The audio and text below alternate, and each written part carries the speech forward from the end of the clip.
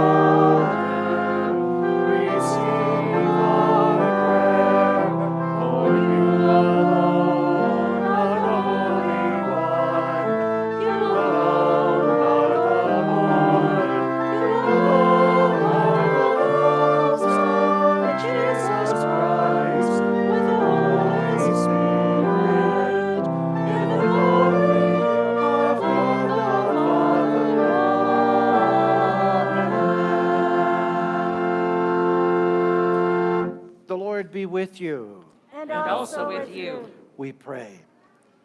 Blessed Lord, since you have caused all holy scriptures to be written for our learning, grant that we may so hear them, read, mark, learn, and inwardly digest them, so that we may always embrace and ever hold fast to the blessed hope of everlasting life.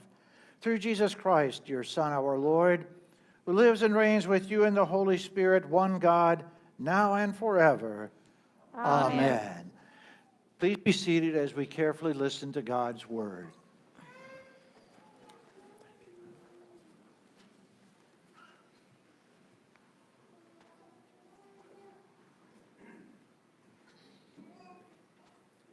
Good morning. Good morning. Our Old Testament lesson comes from Ezekiel chapter 17, verses 22 through 24. The Lord promises to plant a sprig and make it grow, that it may be a noble tree and bear good fruit. This is what the Lord God says: I will take a sprig from the lofty top of the cedar and plant it. I will pluck a tender sprig from its topmost shoots, and I will plant it on a high towering mountain. I will plant it on Israel's high mountain, so that it may bear branches, produce fruit, and become a majestic cedar. Birds of every kind will nest under it, taking shelter in the shade of its branches. Then all the trees of the field will know that I am the Lord. I bring down the tall tree and make the low tree tall. I cause the green tree to wither and make the withered tree thrive. I, the Lord, have spoken, and I will do it. This is the word of the Lord. Thanks be to God. Our epistle lesson comes from 2 Corinthians chapter 5, verses 1 through 17. We walk by faith and not by sight. For we know that if the earthly house of our tent is dissolved, we have a building from God, a house not made with hands, eternal in the heavens. For most certainly in this we groan, longing to be clothed with our habitation which is from heaven, if indeed being clothed we will not be found naked. For indeed we who are in this tent do groan, being burdened, not that we desire to be unclothed, but that we desire to be clothed, that what is mortal may be swallowed up by life. Now he who made us for this very thing is God, who also gave to us the down payment of the Spirit. Therefore we are always confident and know that while we are at home in the body, we are absent from the Lord, for we walk by faith, not by sight. We are courageous, I say, and are willing rather to be absent from the body and to be at home with the Lord. Therefore also we make it our aim, whether at home or absent, to be well-pleasing to him. For we must all be revealed before the judgment seat of Christ, that each one may receive the things in the body according to what he has done, whether good or bad. Knowing therefore the fear of the Lord, we persuade men, but we are revealed to God, and I hope that we are revealed also in your consciences. For we are not commending ourselves to you again, but speak as giving you occasion of boasting on our behalf, that you may have something to answer those who boast in appearance and not in heart. For if we are out of our minds, it is for God, or if we are of sober mind, it is for you. For the love of Christ constrains us, because he judges thus, that one died for all, therefore all died. He died for all, that those who live should no longer live to themselves, but to him who for their sakes died and rose again. So from now on, we regard no one from a worldly point of view. Though we once regarded Christ in this way, we do so no longer. Therefore, if anyone is in Christ, he is a new creation.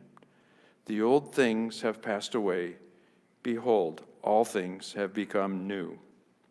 This is the word of the Lord. Thanks be to God. In honor of our Lord Jesus Christ, we rise for the gospel lesson. The Holy Gospel for this day is according to St. Mark, the 4th chapter. Glory to you, O Lord. Jesus continued his teaching by using these parables. Jesus also said, "This is what the kingdom of God is like. A man scatters seed on the ground, night and day, whether he sleeps or whether he gets up, the seed sprouts and it grows, even though the farmer does not know how. And all by itself the soil produces the grain, first the stalk, then the head, then the full kernel in the head. As soon as the grain is ripe, the farmer puts the sickle to it because the harvest has come." And again Jesus said, "What shall we say the kingdom of God is like? What parable shall we use to describe it? It is like a mustard seed, which is the smallest seed that you plant in the ground. Yet when planted, it grows and becomes the largest of all the garden plants, such big branches that the birds of the air can perch within its shade." So with many other parables, Jesus spoke the word of God to them as much as they could understand.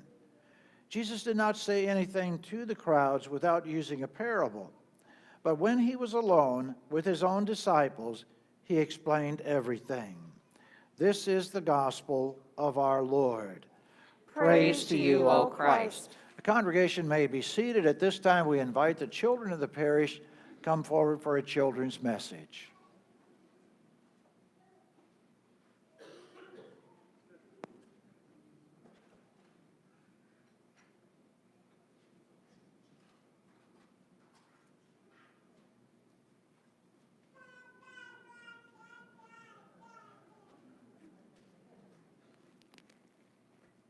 What a joyful noise.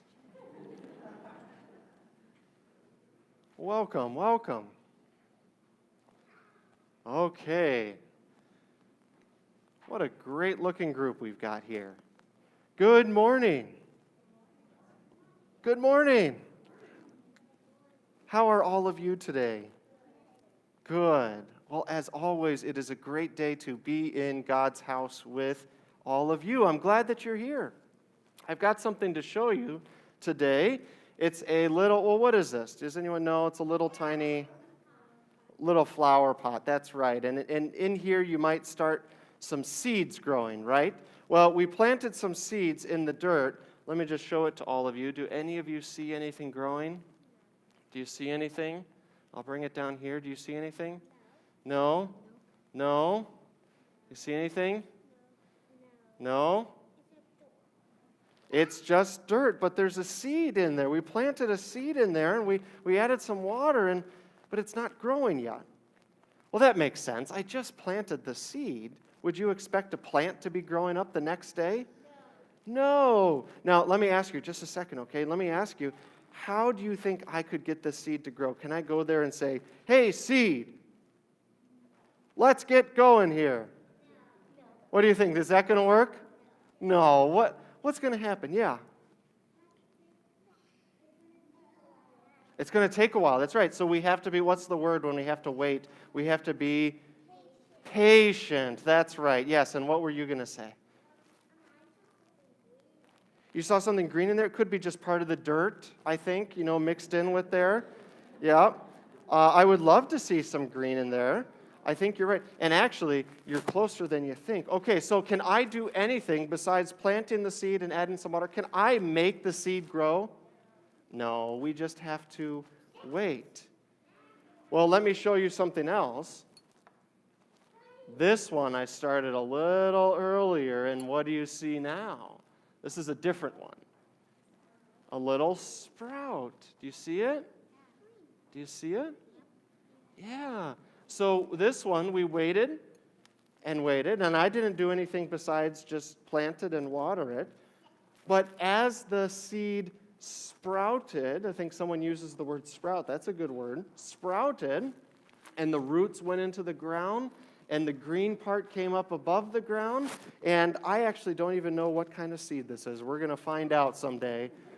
I think it's some kind of flower, but there's a little growth. Now, again, did I make this plant grow? Did I say, hey, seed, let's get going, let's grow now? No. Who do you think's in charge of things like that? God is. That's right. We trust Him to make the plants grow and the flowers bloom and the food grow that we need to eat. So that is very a wonderful thing to give thanks to God for. Well, in today's gospel reading that we just heard, we heard about Jesus talking about seeds and seeds growing. And He said that we don't make any one seed grow, but the one who plants it knows that it's going to grow. And so Jesus is saying this is what life is like in God's kingdom. And I won't take it personally. That's okay. And but isn't it great to hear kids in the church? We always love kids in the church. This is where they belong. Okay, so Jesus says the farmer doesn't make the seeds grow, just like I can't make the seeds grow.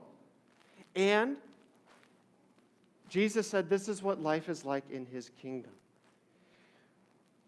Are we in charge of making our faith grow? Do we give ourselves faith in God? No, who gives us faith? God does. That's right. We aren't in charge of making that grow, but we had Jesus, our Savior, come and die for our sins for us. He did what we could not do. He lived the perfect life. He died for our sins, and He rose again to give us eternal life. Can we make ourselves can we give ourselves eternal life? Can we do that for ourselves? No. Who do we need to do that for us? God and Jesus. That's right. And so it's like the seed. We can't make a seed grow. We can't make our faith grow, but God graciously does that for us. And that's what Jesus is saying. And so He encourages us then to also help spread the seed, to tell others about Jesus so that they too can believe in Him. So that's the good news that we worship our God for today and give thanks to Him today for. So the next time you're planting some seeds like I have going, think about that. Think about who's making that seed grow. It's not us. It's God. And God is the one who gives us all good things. All right. So I want to thank you for coming up. We're going to say a prayer. Could you fold your hands and bow your heads? And I'll ask everyone to repeat after me, okay? Dear God, thank you for your love. Thank you for your love. Help my faith grow. Help my faith grow. And help me And help me share your love share your love with others. with others. In Jesus' name we pray. In Jesus' name we pray. Amen. Amen. All right, now before you go, we have something to hand out to everyone. Would anyone like to help me hand that out? Yeah, why don't you come over here? Is it Charlie or Connor? Okay, sorry. I know it all starts with this. All right, can you hand one to everybody? Can you take the whole stack and hand one to everybody? And you guys can take those back to your seat with you. Thank you for coming up.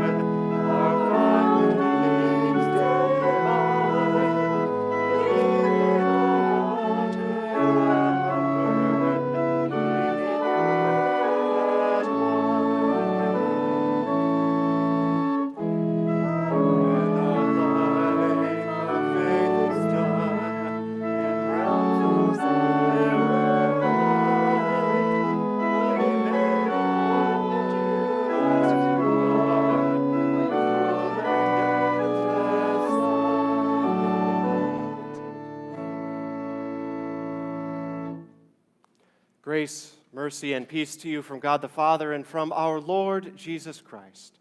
Amen. Jesus shares two parables with us today, each having to do with the planting and the growing of seeds. And Jesus does this in Mark chapter 4 because he's teaching the disciples as well as us about his kingdom, about the kingdom of God and its certainty, especially in times when we might find ourselves concerned or weary or even doubtful. And so Jesus tells these two parables so that we may better understand his kingdom. The first parable that Jesus tells is the parable about the automatic nature and automatic growth of a seed. We hear about a farmer who broadcasts the seed far and wide on the ground, and while he goes on sleeping and then waking up day and night, the seed goes on sprouting and growing. The farmer, for as skilled as he is and for all of his agricultural knowledge, he doesn't even know how the seed grows, like we were talking about with the kids this morning. But the seed grows. The seed grows and its fruit will appear, and then the time will come for the harvest. And until that day, the farmer can always be steadfast in his work, even when he doesn't yet see the fruit of his labor, because he is confident that that seed is still growing. This is the first thing that Jesus says his kingdom is like. But what does he mean? Well, let's first look at this parable, and we'll do the same thing for the next one as well, and see first how it applies to Jesus, and then we'll move on to what it means for us. Remember last week we discussed that Jesus is already facing opposition from others, even from his own family members. Some of his enemies at this point had already decided that they wanted to kill him. And yet Jesus would not be deterred from what God, his Father in heaven, sent him to do, which was to establish the kingdom. Now, when Jesus talks about the kingdom, we must remember that he isn't talking about a geographic place like the borders of an earthly kingdom. The kingdom of God instead refers to the active reign and rule of God, God's activity, God's action among us. And the one that we see who is acting on our behalf is the one who bears all the kingly authority of both heaven and earth, Jesus Christ himself. Establishing the reign and rule of God is exactly what Jesus did. He steadfastly shared the word and proclaimed the good news of God. He taught the crowds. He trained his disciples. Jesus broadcast the seed of God's word like that faithful farmer working in the field. And what's more, Jesus is the Word of God incarnate, the seed of God's mercy and grace in human form. So when Jesus went to the cross to pay the debt of sin that we owed to God, he was in fact the seed of the kingdom dying, being buried, but by his death taking root in the ground. And while the whole world went on sleeping and waking up day and night for 3 days, the seed that had taken root began to sprout and grow. It would happen just as Jesus said that it would. On the third day, Jesus sprang to life. As he stepped out of the grave, he rose to show that in his kingdom, life in his kingdom means to be alive. The seed of God's kingdom, Jesus showed us, meant that it would always bear fruit. Now think about how important and how critical this would have been for the disciples to hear and to remember this parable later on and to take it to heart. After Jesus rose and then ascended into heaven, it was the disciples who were given the responsibility to sow the seed of God's word, to cultivate the kingdom of God, the reign and rule of Jesus Christ on earth. And not only in their own little garden plot in Jerusalem, but certainly throughout the entire world. They may have been tempted to wonder, what can we do to possibly make this seed grow. It could have paralyzed them into doing nothing. But it didn't. They were not paralyzed. They took to heart Jesus' parable. Read the book of Acts and see what those early Christians courageously did to share God's word. And make no mistake about it, they did faithfully sow the seed that they were called to do, but the seed did not grow because of them. Christ's kingdom did not grow because of how wise the disciples were, or how impressive their speech was, or how great their effort was. The farmer doesn't know how the seed grows, but he also doesn't need to know. He faithfully works in the field, even when he may not see the fruits of his labor in the moment, but he is still confident that the harvest will come. You may see how this can apply to us today. It's not anything new or shocking to say that the churches in the United States, all across the board, are seeing declining numbers. Fewer and fewer Americans call themselves Christians, and fewer yet actually demonstrate the fruit of their faith, participation in the body of Christ. Fewer are attending church regularly, or receiving God's word regularly, or receiving Holy Communion regularly, or bringing their children to the waters of baptism, or being part of the joyous fellowship that is life in the church. COVID certainly did us no favors, as many so-called Christians are content staying home now, never attending church, never desiring communion. Not because they need to for health reasons, but because it's just more convenient not to be involved. But it wasn't COVID that caused this. The pandemic simply escalated a trend that was already on the rise.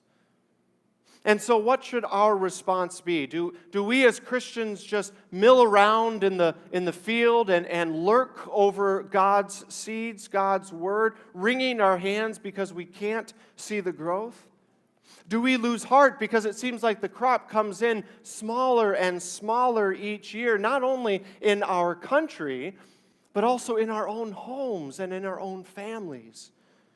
Is our only response to be paralyzed and do nothing at all? Well, the answer is no, at least not according to Jesus. The parable of the growing seed is meant to encourage us. We must always remember that we do not control the growth of God's word. That is God's job. We are simply called to be faithful workers in the field and to trust that even though we may not see the immediate fruits of our labors, we keep on working. And it begins with ourselves, honestly. Are we in church regularly? Are we bringing our families as often as we can? Are we making use of the abundance, the overflowing abundance of God's grace that He offers us in word and sacrament? Are we boldly sharing the love of Christ with those around us in our homes and our families and in this community? Now, the answer to that, we all should recognize that none of us are as faithful as we should be. We so often fall short of where we should be. But be assured, there is forgiveness for us. We recognize we oftentimes fail at sowing the seed in our own lives as well as in the lives of those who do not yet know Jesus. But even for these failings, even for these sins, Christ died to forgive. You are forgiven. And then Jesus calls us once again to be renewed in the work in His field and to look forward to that day of harvest that we know is coming. And like the steadfast farmer, you will eventually see the fruit of the labor that God has called you to do, even if you can't see it right now. Just imagine all the faces of the people that you will one day see, all the people in God's eternal kingdom, people for whom you had the privilege of helping sow the seed, people you thought maybe you were making no difference at all, but it was God who gave the growth. What joy there will be on that day.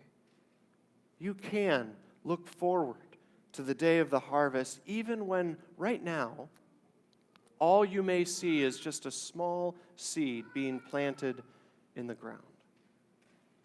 And so that brings us actually to our second parable that Jesus uses to teach us about his kingdom and about his reign and rule as king.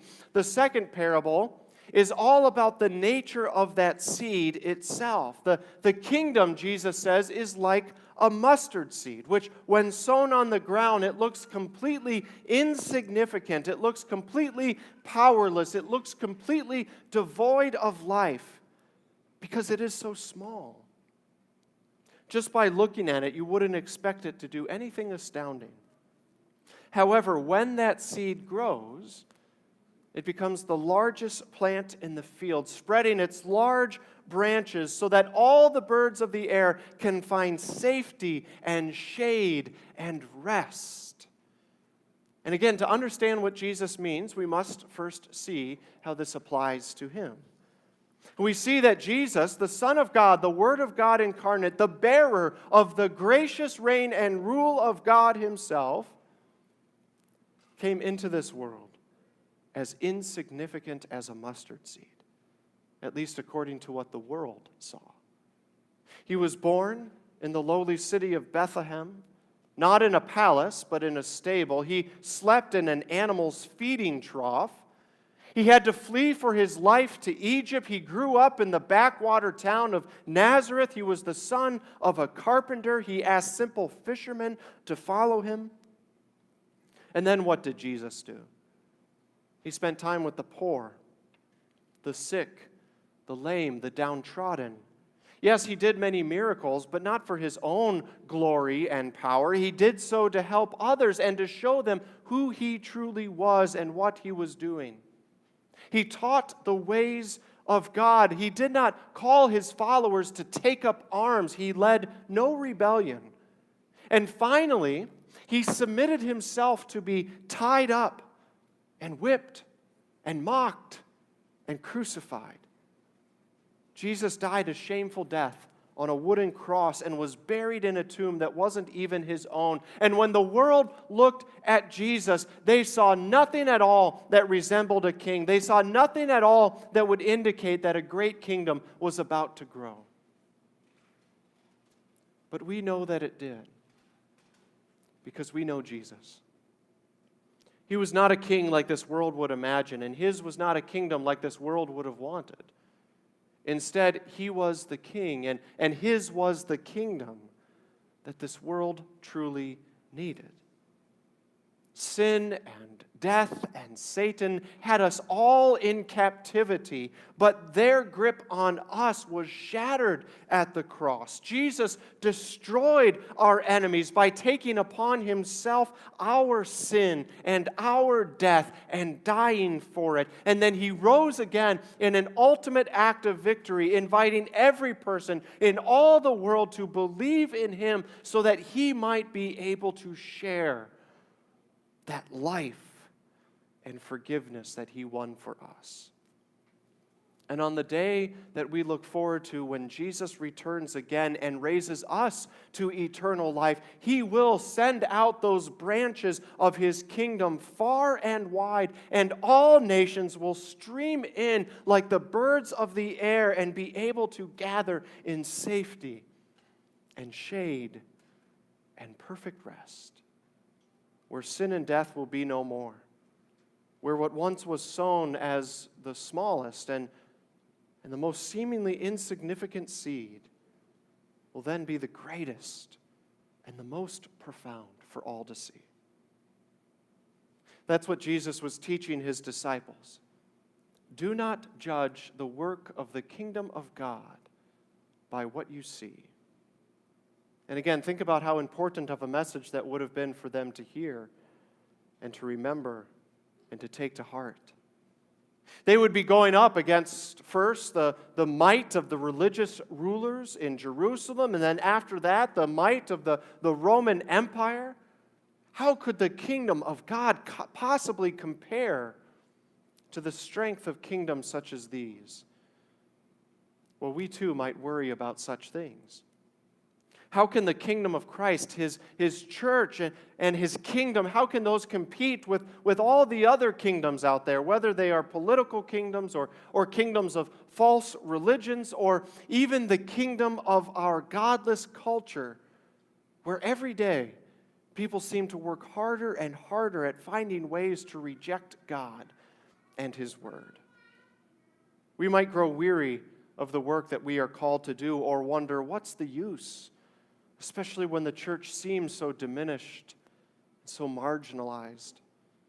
Christianity does not hold the same privileged position in our country as it did about half a century ago. Every day we hear another story where Christians are being denounced as behind the times, or old-fashioned, or small-minded.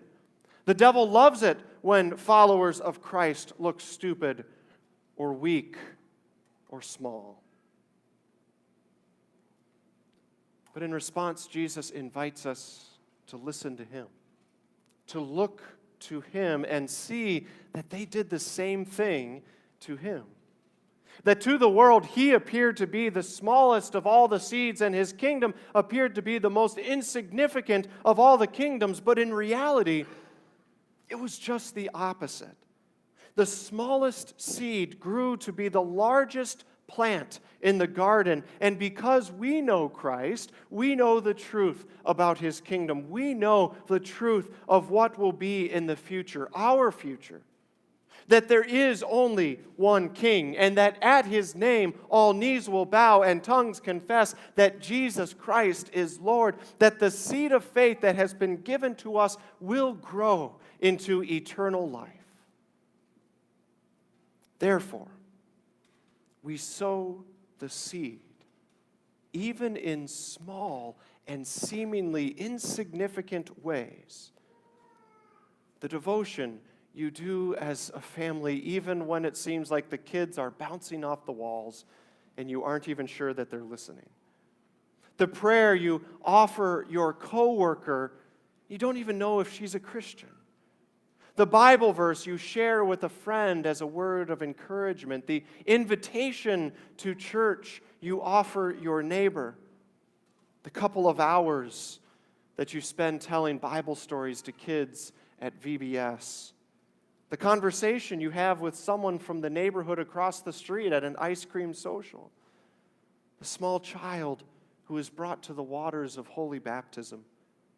The simple bread and wine that you eat and drink as your pastor invites you to receive the very body and blood of Christ for the forgiveness of your sins. The regular gathering together of the body of Christ with your brothers and sisters in the faith for your strength and encouragement.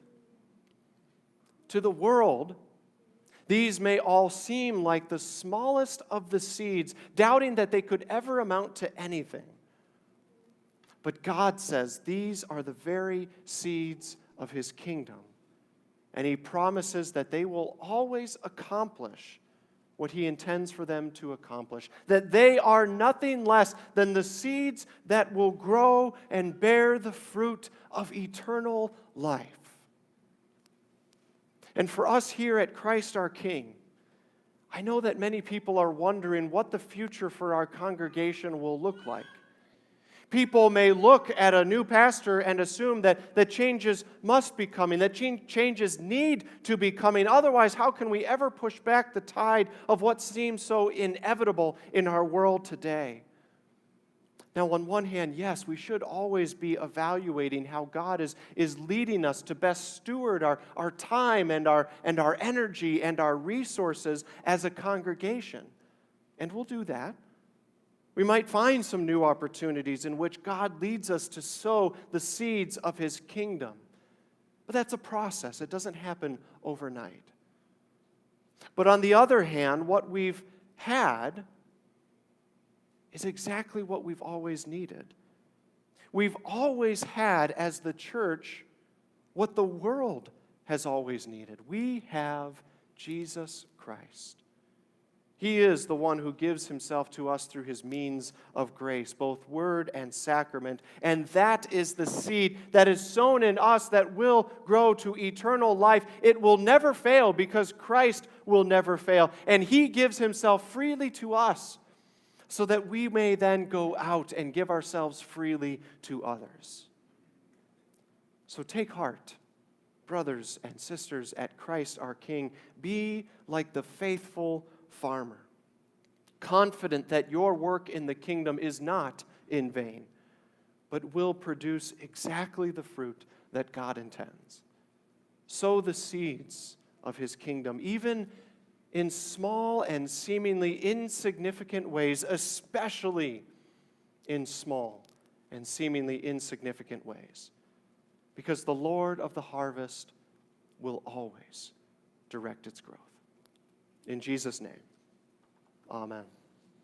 And now may the peace of God, which surpasses all understanding, guard your hearts and your minds in Christ Jesus our Lord.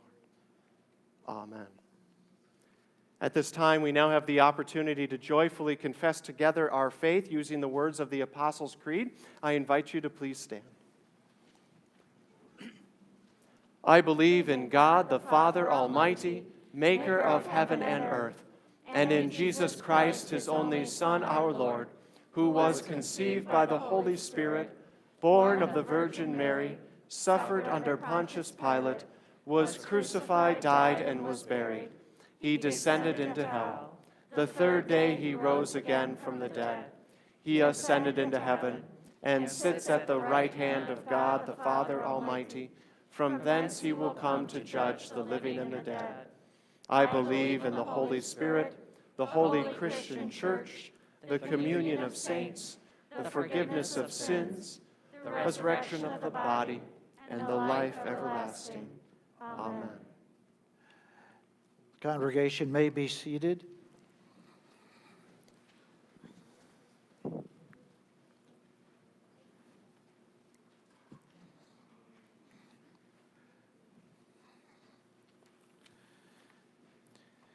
In your prayers this week, we ask that you continue to pray for those who are listed in our prayer connectors.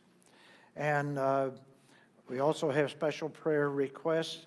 Brenda Kushner requests prayers for the family of her brother, Dick St. Julian, who was called into eternity this past, or a week ago. We also remember a good friend of Tom Wright, Anne Marie Cascanas, who was called into her heavenly home this past week. We also pray for Dave Norton as he continues to recover from a heart procedure that went well. We rejoice with those who have anniversaries this week. How about the Hakes here? What have we got? How many years this anniversary? 67. Okay, very good.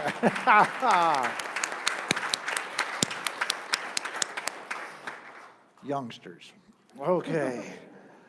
We come before our Lord seeking his grace and favor. And we also rejoice that Tom Wisniewski is with us this day and continuing to recover.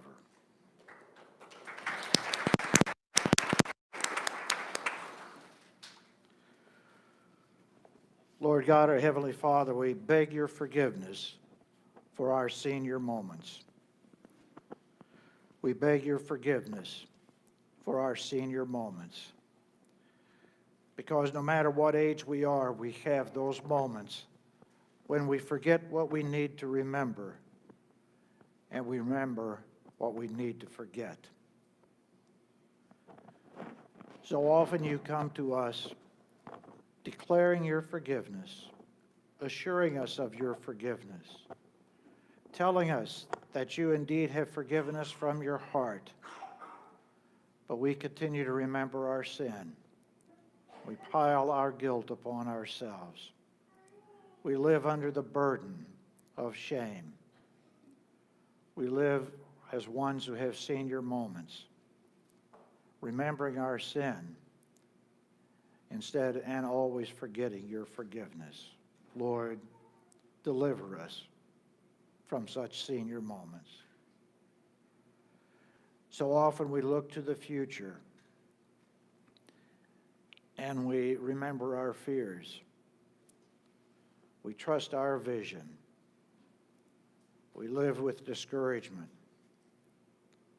And we forget that you're the faithful one, the Alpha, the Omega, the Eternal One, who not only holds this world within the palms of your hands, but you hold us so closely to your heart.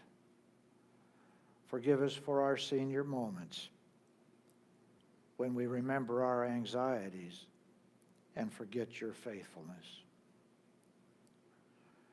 Lord, we beg that you would continue to open our eyes to better understand your loving presence with us. Help us to have memories that truly focus upon you, your promises, your assurances. And then give us the blessing of being able to forget what you want us to forget, so that we might always be ones who follow your faithful lead. For we ask these things, Lord, in your mercy. Hear our prayer. As we come before you this day, Lord, we pray for our world leaders as they have gathered together to discuss various issues that confront our world. We pray that above all, you would give the leaders of our world, of every nation, the wisdom that seeks your wisdom, the wisdom that seeks your wisdom, the wisdom that seeks your wisdom, so that by so doing, they may provide what is truly best for the peoples that they serve. Lord, in your mercy, Hear our prayer. And Lord, as we come before you this day, we remember those who are part of our military. We ask that you would bless and especially be present with Julie and Ken, Michael and Tanner, Andrew and Jacob, for Jeff and Kelly and Danielle and Kenny, for Ryan and Jeff and Jill, for Nick and Mike and Jackie, for Joseph and Megan and Daniel, Chelsea and Ian and Stephen, for Jocelyn and David, for Clinton, for Jeff and Aaron and Cole. We ask, Lord, that you would continue to assure them of your loving presence with them. Give them strength as they face their responsibilities. Lord, in your mercy. Hear our prayer. And Lord, we thank you for the opportunities that you give us to sow your word, to water your word, to see the growth that takes place only by your power and by your strength. We ask your blessings especially upon our Vacation Bible School and other opportunities that you give us, so that people might be able to hear and understand your tremendous word. Let it grow within their hearts. Let it grow within our hearts, so that we might be able to live thriving as ones filled with your love. Lord, in your mercy. Hear our prayer. And Lord, we ask for those who are recovering from various types of illnesses or battling different items. We thank you for the recovery that Dave is experiencing. We pray also for Heather and Tom, for Sue and Shirley and Tanya and Linda. We ask that you would continue to strengthen them, Lord, in your mercy. Hear our prayer. We pray for those who are battling obstacles that seem to be so overwhelming and life-threatening, for Rosemary and Sandy and Lois and Keith and Erica, for Darlene and Gary and Dan, for Ken and Grace, and others whom we remember within our hearts.